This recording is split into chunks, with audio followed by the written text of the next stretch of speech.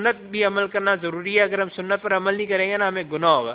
تو اس پہ انہوں نے یہ کہا تھا کہ یہ جو قرآن مجید میں اللہ تعالیٰ یہ کہتا ہے کہ میرے اور میرے رسول کی اطاعت کرو, اسی طرح آپ وہ اللہ تعالیٰ کبھی بار یہ کہتے ہیں قرآن مجید میں کہ رسول کی اطاعت کرو گے تو میری بھی اطاعت ہوگی.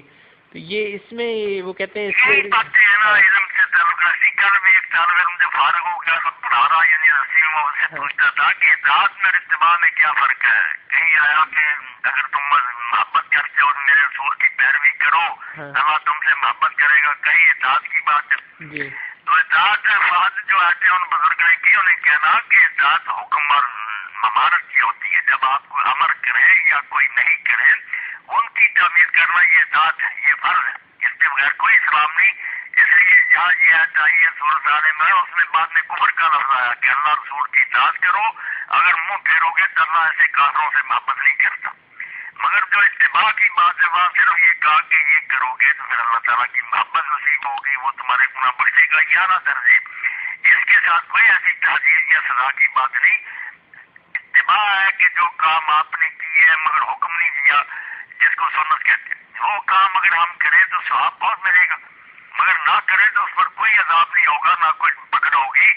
یہی تو بات ہے جو فقہا نے کہی کہ حضور کوئی کام ساری عمر کرے نہ کبھی نہ چھوڑے تو وہ بھی واجب ہونے کی دلیل نہیں کہ ضروری ہے, صرف سنت ہونے کی دلیل ہے کہ اچھا کام ہے.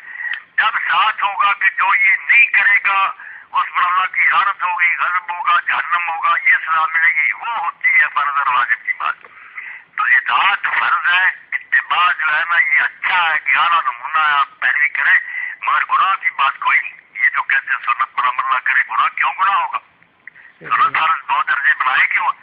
ہم سنت ساری عمر نہ پڑھیں مگر نفرت نہ کریں, نہ حقیر جانے, مانے کہ جو پڑھنے والا ہے مگر نہ پڑھے تو کوئی گناہ نہیں.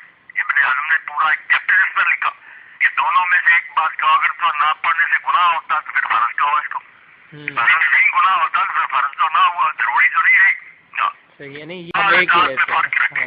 اطاعت ہے حکم ماننا, وہ ماننا پڑے گا. اگر مسلم ہے تو آپ کو مفتی ہوتے ہو کرنا پڑے گا, نہیں کریں گے جہنم ہی.